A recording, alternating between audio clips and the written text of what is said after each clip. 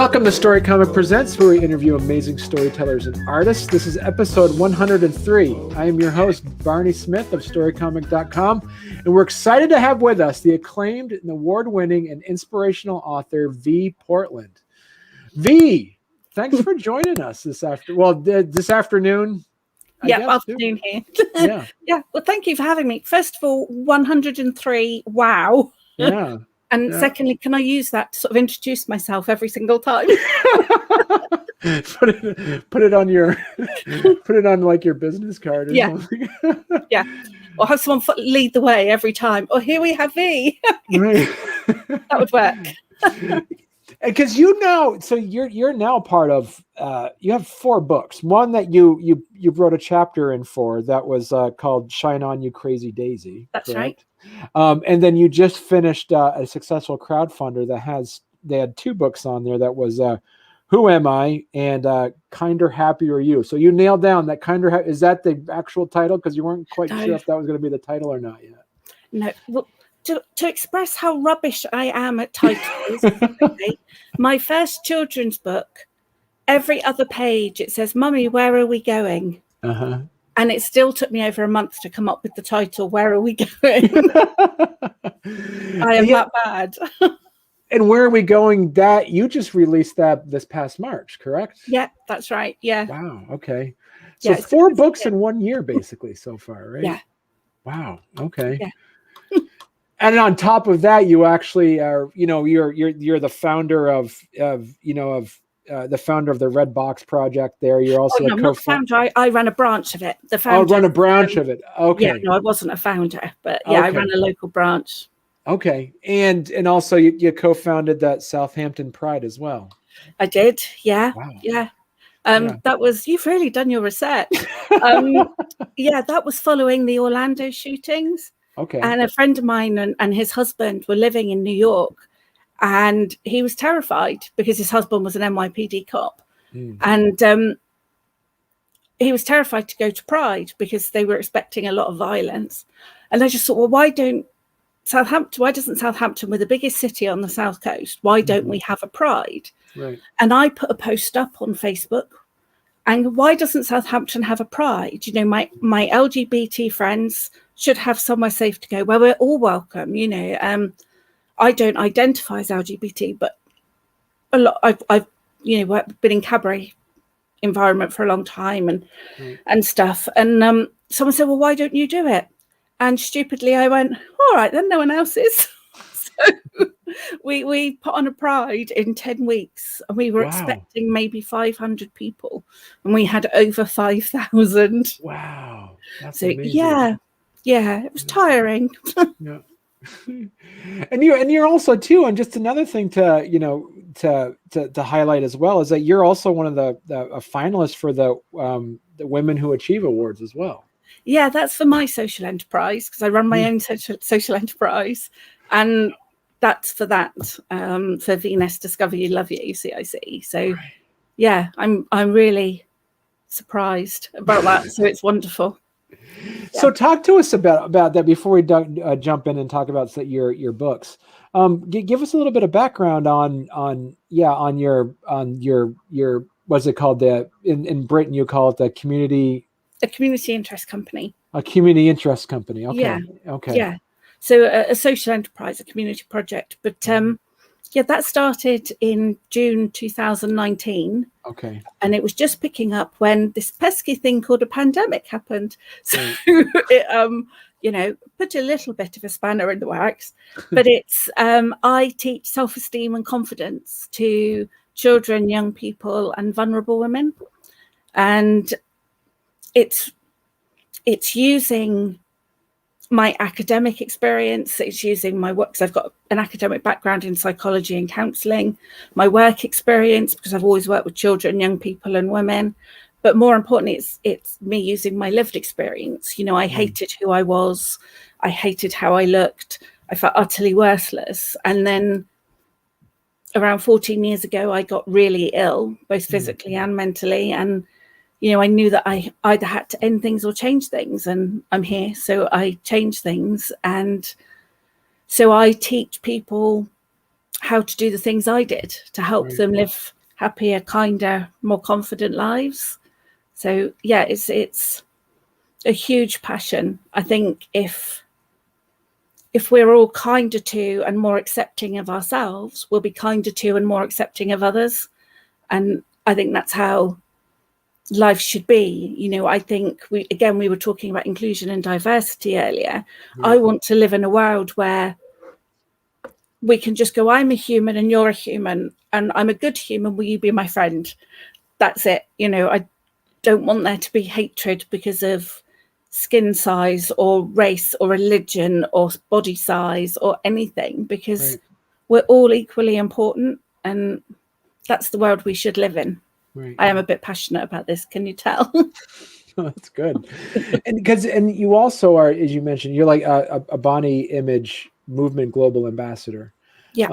Talk to us a bit about where you see that, and you mentioned, mental health as like, where does mental health, like the mind and the body, where do those interact, and how do you feel as though that, as you mentioned earlier, having a positive body image is also, healthy mentally as well, correct? Yeah, hugely. I mean, a lot of people think that there isn't much importance in it, but if Right. we like our bodies, then, it might be, some people might see it as vanity, but really it's about body acceptance as much as positivity, in that accepting our body does all the things it needs to.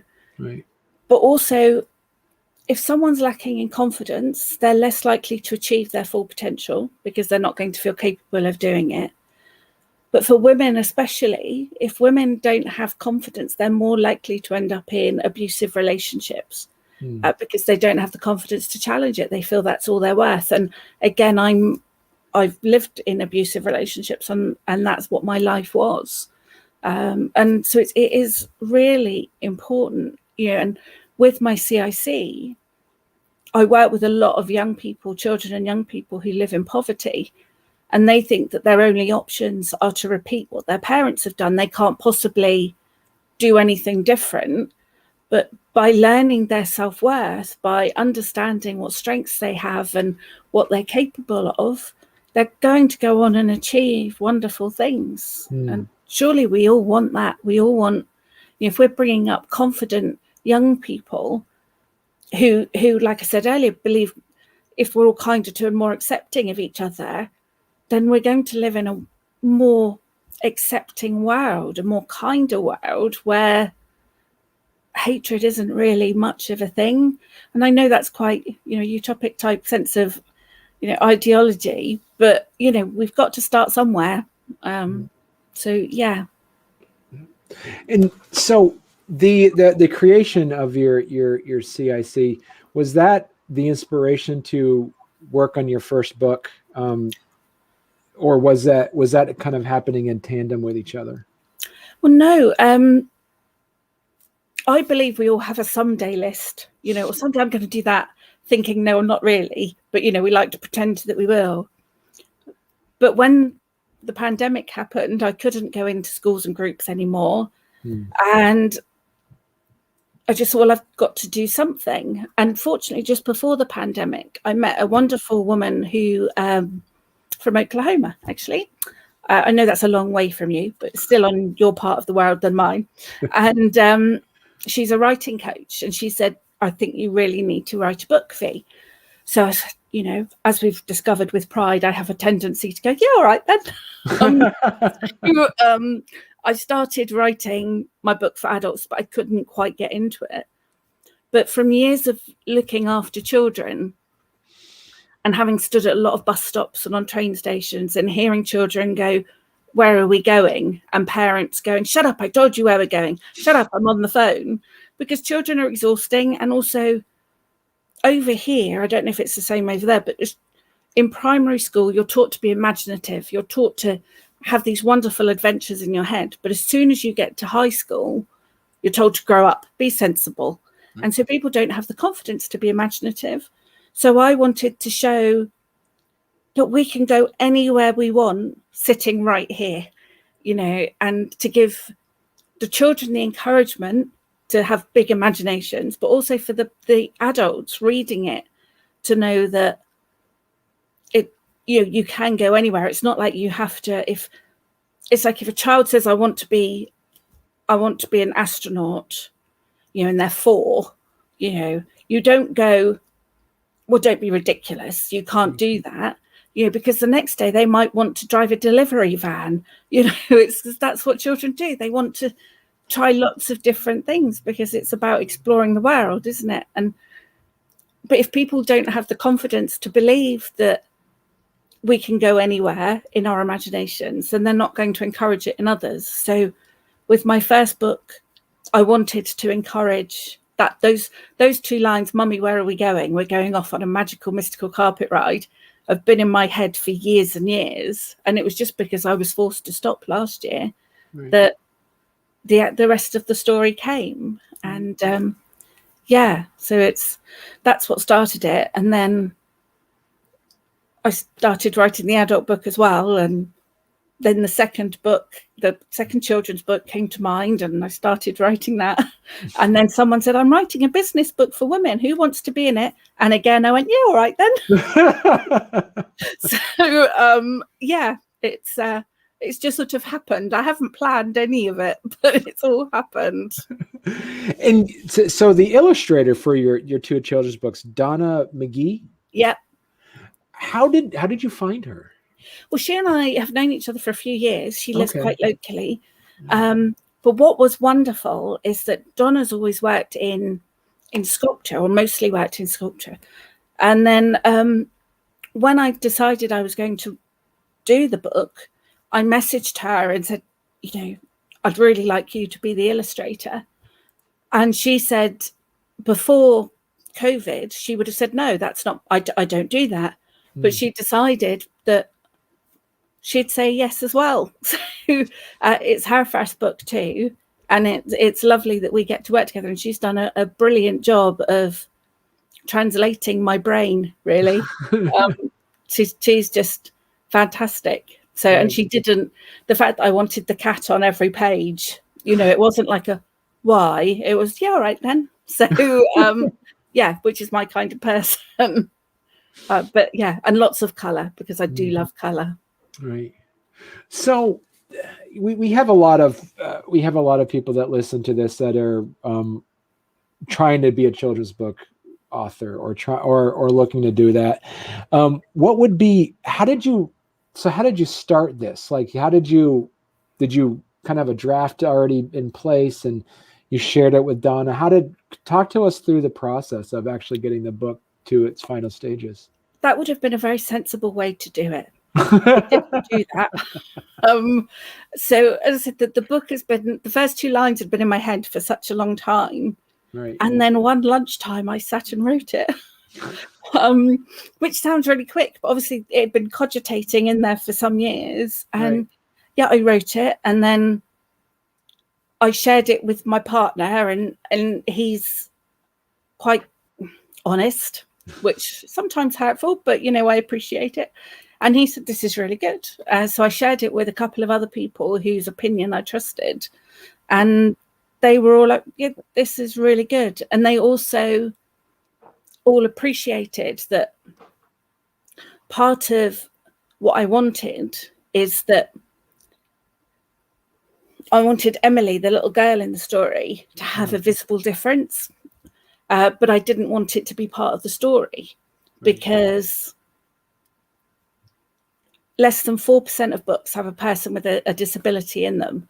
And when they do, it's usually about the disability, and they are great for raising awareness. But I also feel it points out our differences. So I wanted people to read my book and look at Emily, but I don't mention her disability at all. Until the questions at the back. I have activity questions on the back page so that teachers can use it as a lesson plan, or encouraging conversation at home, because I wanted people to see that they have more in common, that she's just a little girl, she's a human before she's anything else. And that was really important to me. And quite often people don't notice because they're too involved in the pictures and the fact that they're beautiful, and there's silliness in them as well. And it's not until the end, but there's been studies done that show that children will often not make friends with someone who looks different to them, whether that be because of their race, their size, because they have a visible difference. So I wanted to show that, again, we all have more in common than what makes us different. And so, yeah, it's quite often not until the questions that they realise that Emily has a prosthetic limb, even though it's not hidden in, well, it's not seen on the astronaut page. But yeah, so her left leg is a prosthetic limb. Yeah, so it was really important to me, and thankfully people loved the message as well. And yeah, so they were all very supportive. And so this came out in March. Yeah. What was the process? How long did it take for you to go from writing it out to then having, Donna illustrate it? And how long was the book in process? Well, I wrote it sort of around this time last year, probably. Wow, okay. And then I decided I'd run a crowdfunder to try and get it funded. And I could do that through the Community Interest Company. And I set it up so that people could choose to donate a book as well, which people really enjoyed. They liked that they could buy one to donate, or buy one for themselves and donate another one.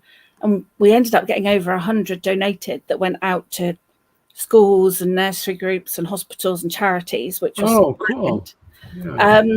So that happened October, November last year, and Donna had started doing the drawings by that point.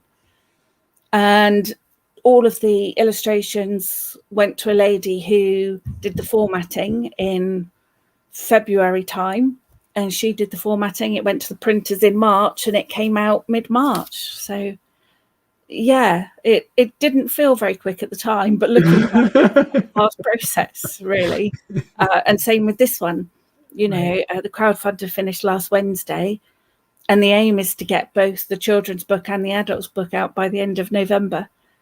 So Donna's working on the illustrations now, and I'm editing the final draft of the book for adults. And yeah, so that'll all be out by the end of November, which I'm not scared about at all. Honest, my heart hasn't just said that. It's fine. So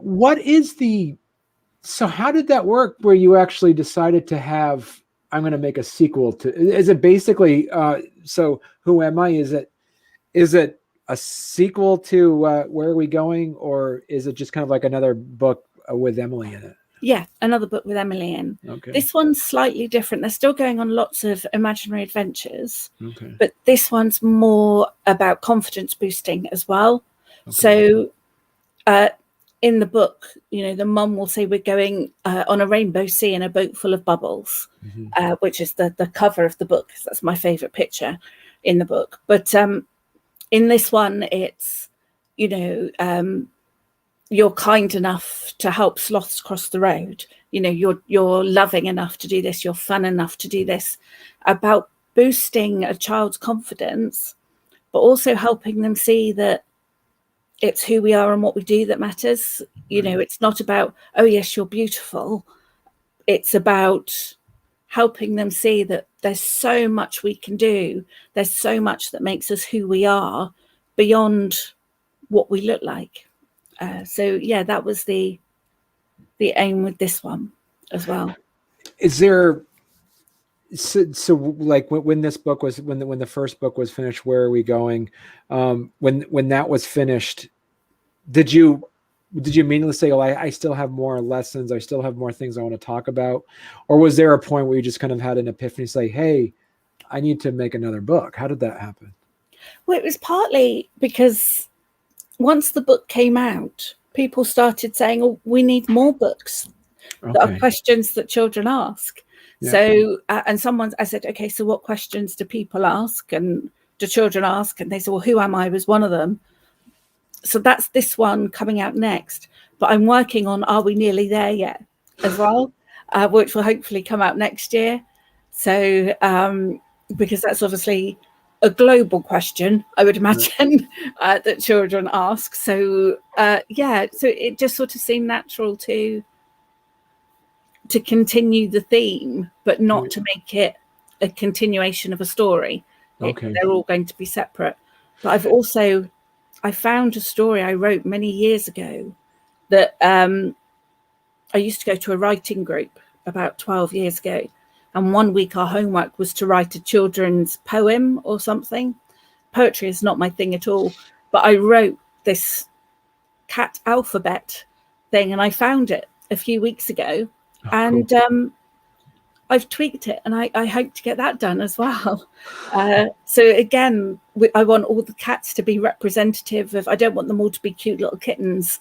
I want them to be like cats are, so some will be cute little kittens, but some will be haggard and one-eyed and three-legged and tatty and, and all of that sort of thing. So my brain seems to be very much in this zone right now. And then also too, plus you came here, you wrote down like, who am I?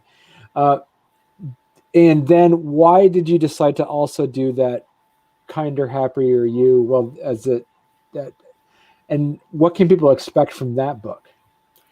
So that book was because this writing coach said you need to write a book for adults. And I've thought about it so many times over the years, and I've only ever written at most a page. Right. But with the help of Dr. Jennifer Jones, the coach, she got me doing these exercises that were like, I don't see the point. So like drawing things with crayons on coloured paper. Right. But it really did waken up the creativity in my brain that I hadn't used for a long time. And so I started writing. The bulk of it's been written this year. I started co-writing with another woman who wanted to write a book as well. And that helped with the discipline. But this book, part of it is autobiographical. So I'm sharing why I hated who I was, why I hated how I looked, why I felt so worthless, and how I overcame it, and encouraging people to do the same things that I did that aren't, like self-help books are great, but they can sometimes feel insurmountable when you're in the midst of feeling like rubbish. Right. So I wanted it to be a more friendly approach to it and go, well, I tried this bit did not work. This bit was great, to show that, to give a more human element to it. But there's also things in there about body positive parenting. There's chapters in there on inclusion, and how we can consider things more to be more inclusive of everybody, whether that's because of a physical health condition or a mental health condition or neurodiversity, all of those sorts of things. It's really putting all of my life in however many pages it's going to be, to hopefully spread the message further that, the world would be much better if we were all just that bit kinder. Right. And that we can overcome horrible things. Right. It doesn't have to be, we don't have to live within the limitations that either we set or other people set for us. So you do, hearing you talk about this, it's like, you have a a great following. You have a lot of friends of Vie here that and then we have some people that will be asking the questions like, how do you do all this with it's so, because some people they have a job here and there. So how do you take the time out to do this writing? I don't know.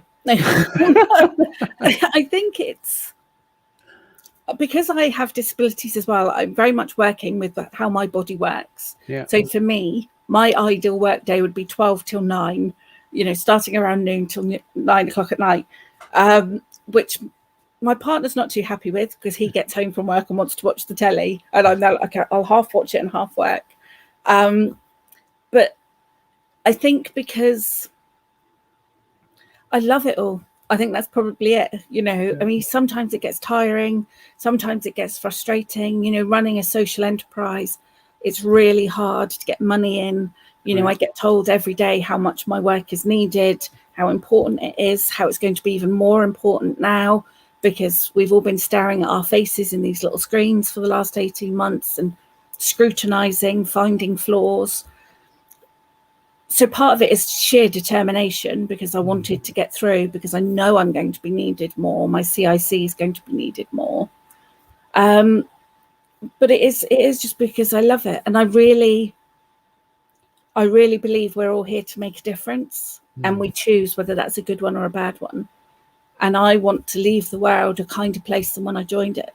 That's my aim in life. And again, I know it sounds rather big, and but knowing I've made a difference, even if it's just to a few people, right, is wonderful, isn't it? It's a great thing to be able to say we can do. And yeah, so it is just, I think also finding the time to do it is, we've got these incredible devices now where I can be sat on a bus and writing something on my phone, can't I? And it's not like 15-20 years ago where if you left your house you couldn't work on anything.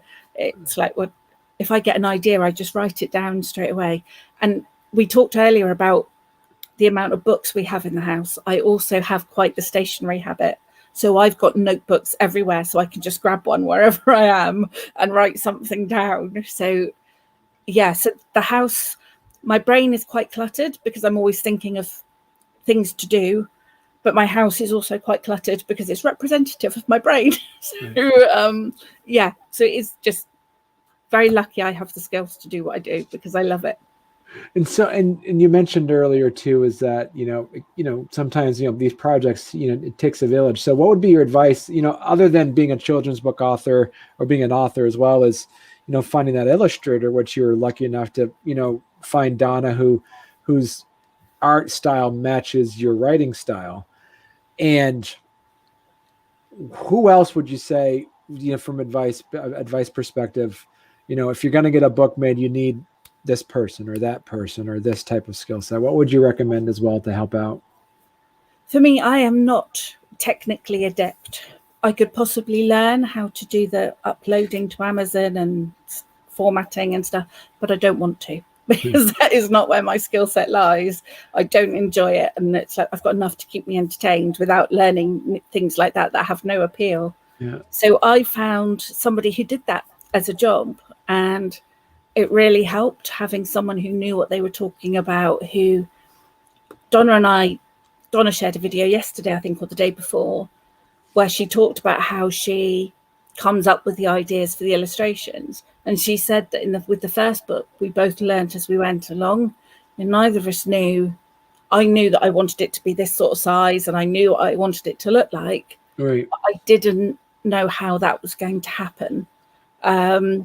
So we had someone who did know. So she told us about, making sure the illustrations, even though when you see them in their original form, it looks like they've got a big gap in the middle, but to keep the illustrations away from the spine, because otherwise you'll lose a lot of the definition in there, to make sure that there's space to write, excuse me, to so that the words aren't squished in.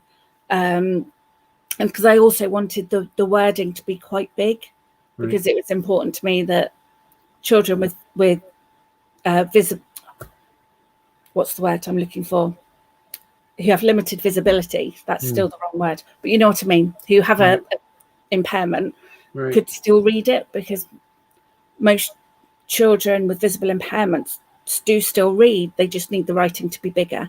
So I wanted that as well. So it really helped knowing someone. And I think I go to a lot of networking because of my community interest company. I go to a lot of networking events, and with those you tend to meet a lot of people, but also even if they don't do it, they'll know someone who does do it. So for me, it was important to ask someone that knew what they were doing, rather than me try and do it myself and make a mess of it and find it stressful. And I would have procrastinated as well, and the book would still not be out if it was left up to me to do it, the technical stuff, because it's just not my thing. So it was asking for help and finding the people that I could pay to do the stuff. What were some of the lessons you learned on your first book that you actually utilized for putting out your second crowdfunder? What, for the crowdfunder itself or for the book? For the book, yeah. So for the book, it was like things I mentioned before that were a lot to do with illustrations, but also thinking about sentence length, because you can't have a paragraph's worth of words on a children's book like this. You know, it's not suitable for the age group for a start, but it's almost like the words are there to guide people, but they can't overwhelm them. You know, it's about encouraging them to think for themselves, to be inspired by the pictures, to have bigger thoughts from reading it. So it was about condensing some of the sentences I wrote. So what I did with both Where Are We Going and with Who Am I wrote it out first in longhand, because I tend to. It's only something like 45 lines, I think, in the book, so it wasn't like it took huge amounts of paper or time. But then condensing the sentences so it wasn't a huge long line of words. So yeah, I think that was it really. A lot of what we learned was about the illustrations, and for me, to condense my sentences a little bit. Yeah. And how did you do that, like just with some self-editing, or did you have somebody who was like a line editor that does children's books and say, hey, cut this out, contract this, or how did that work? No, I did it myself. I also, and I highly recommend this for whatever you're writing really, is to read it out loud before you show anyone, because if you read it out loud and it sounds clunky, it's going to read even clunkier. So that helped. But then also, because I know Jennifer, my writing coach, she very kindly read it over as well. And, you know, so I was lucky enough to have those people that I could ask. And again, because it's only a short book, it doesn't take very long for someone like Jennifer, who did coach me, to read through it very quickly and understand everything. So the feedback was good straight away. Okay. And so, you know, partnering with Donna on that, how much of a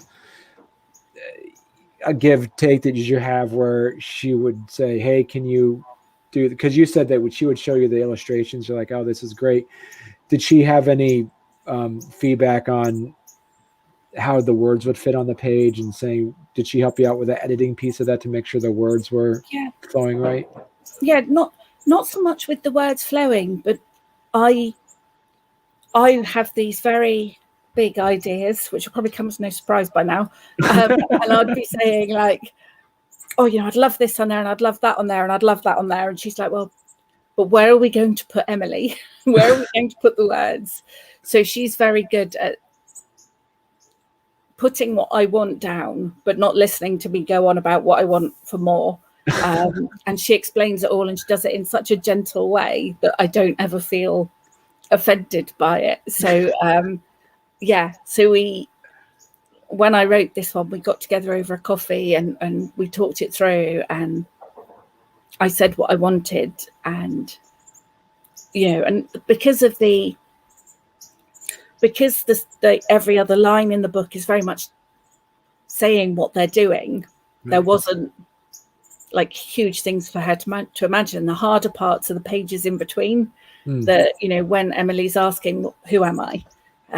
So it's what they're doing then that will follow on to the next bit. So yeah, but it's very much collaborative. You know, she's been brilliant at putting everything that I want down and creating these beautiful images. I mean, I found out about last week, I was looking up something. There's a page in the book, in the new book, where Emily goes swimming under the sea. And I was looking about whether someone would wear a prosthetic limb while they were swimming. And most people don't. If you look at the Paralympics that have just happened, most of them don't have their prosthetics on. And as I was Googling all of this, I found out about a dolphin in America that's got a prosthetic fin tail. So I messaged Donna and said, look at this. So now she's putting the dolphin in the book for me as well. Because I thought, well, that would be wonderful, wouldn't it? You know, again, it's so important we see ourselves represented in books, isn't it? Right. So But for a child to see that there's also an animal with a prosthetic as well, especially a dolphin. I mean, who doesn't love dolphins? It's just incredible. And she was like, well, I'll have to rub that out. I'm like, it's fine. I want the dolphin. So yeah, she's been very patient with me.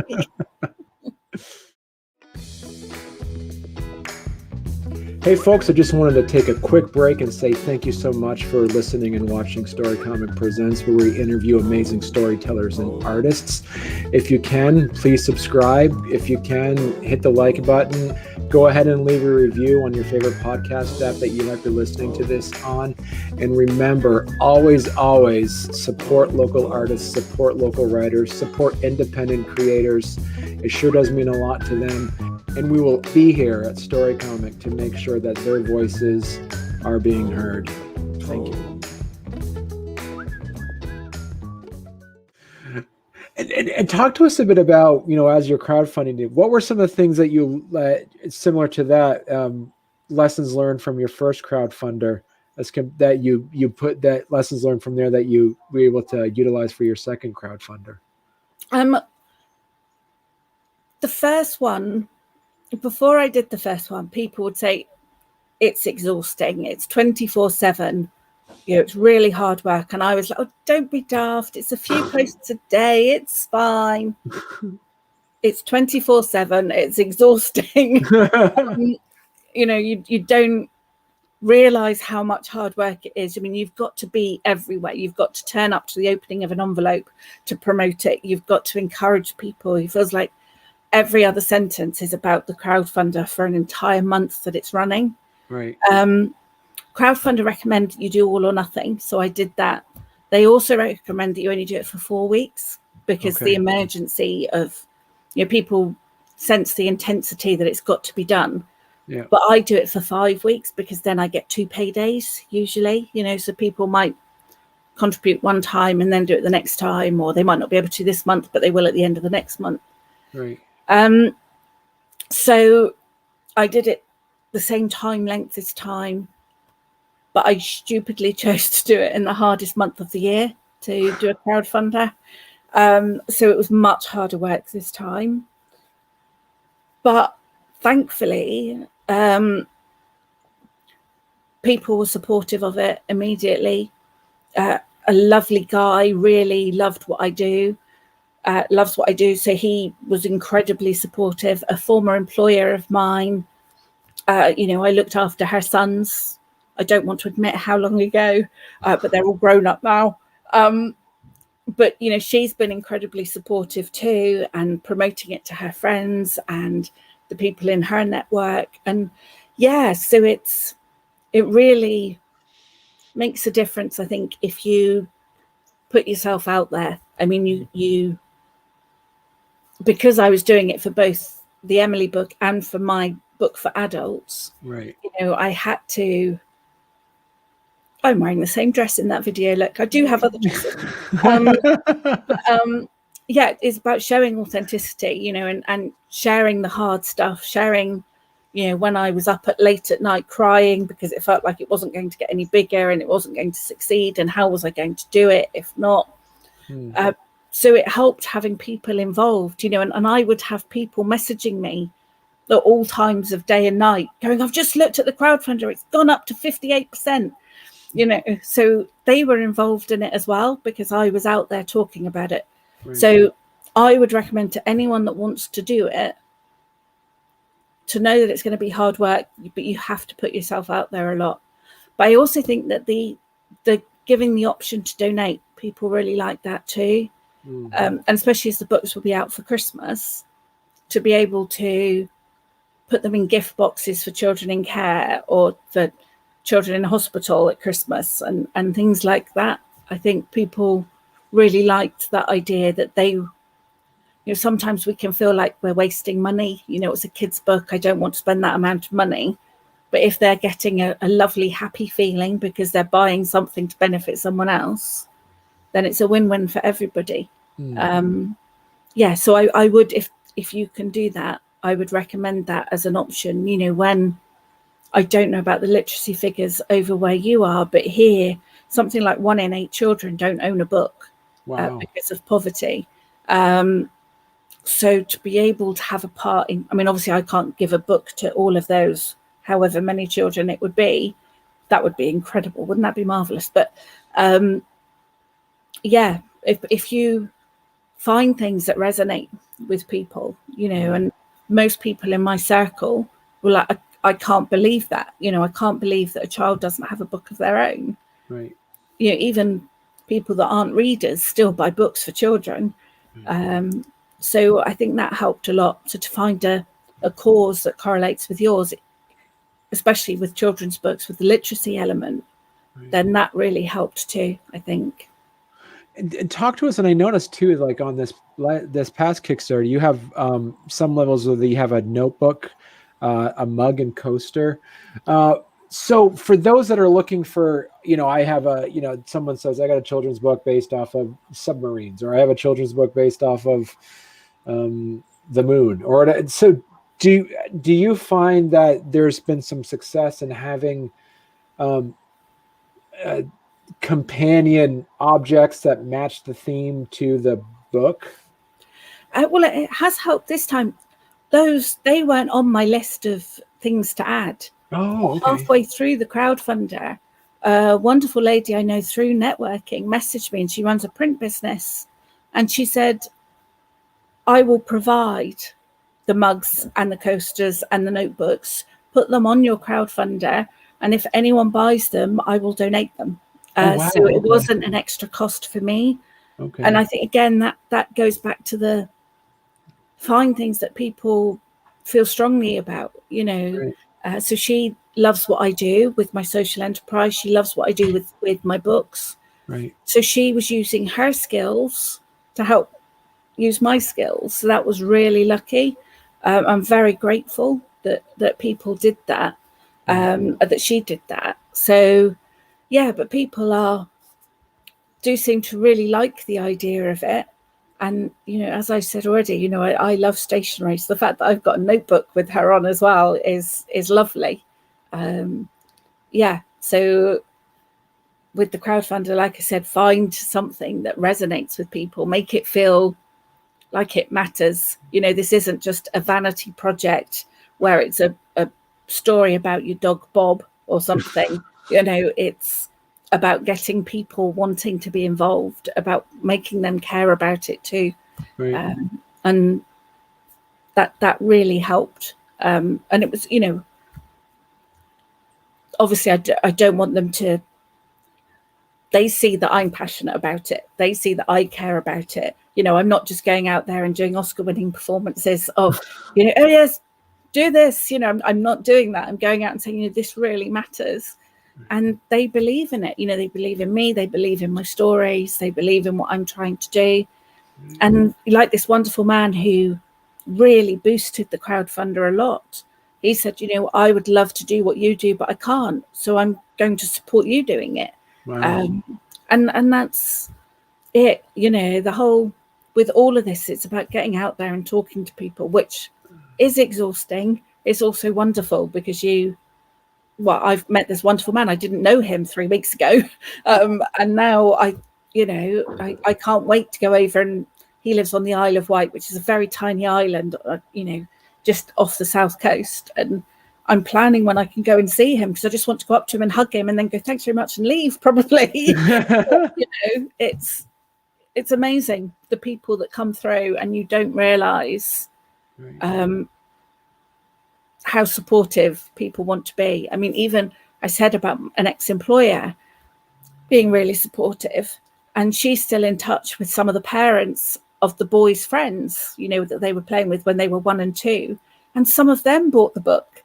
You know, they've got adult children now, but they still bought the book because they remember what I did with the boys. And, you know, it makes a difference. Make it personal. You know, people are buying you as much as they're buying the book.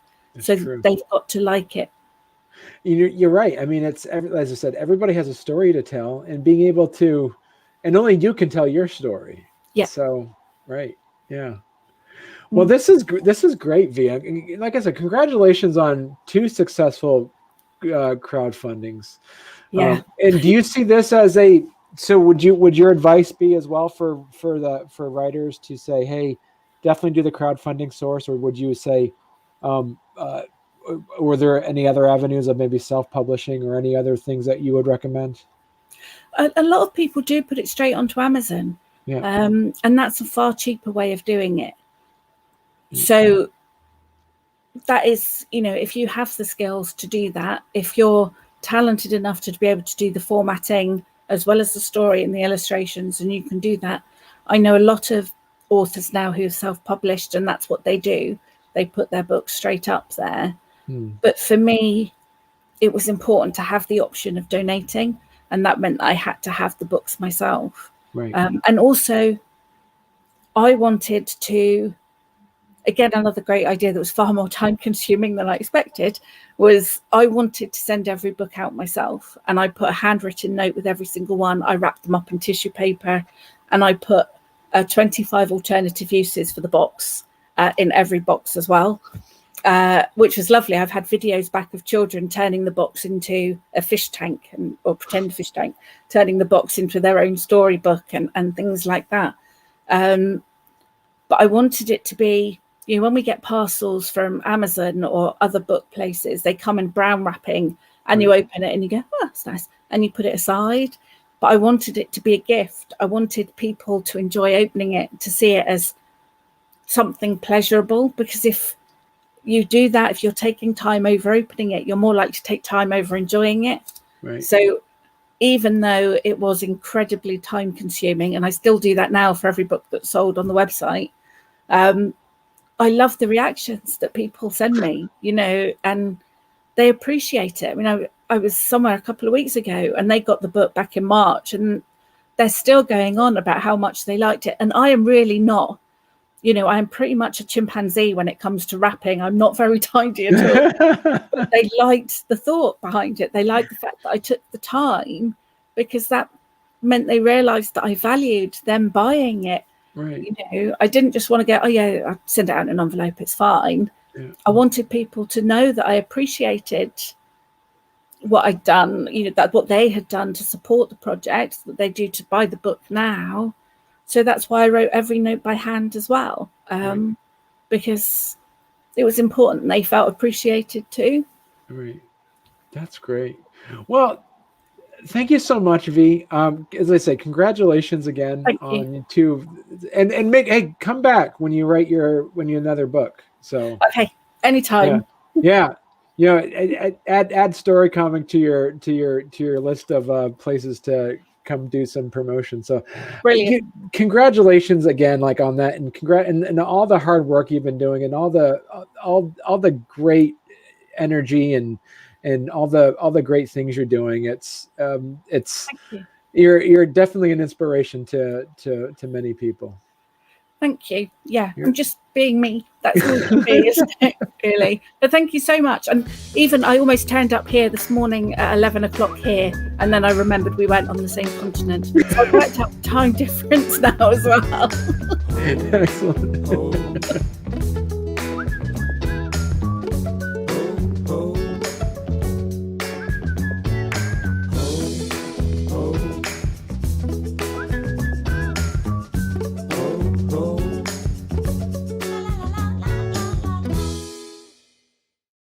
Are those like the pottery? Is that ceramic, like a ceramic heart there, or that? Oh, I can't think.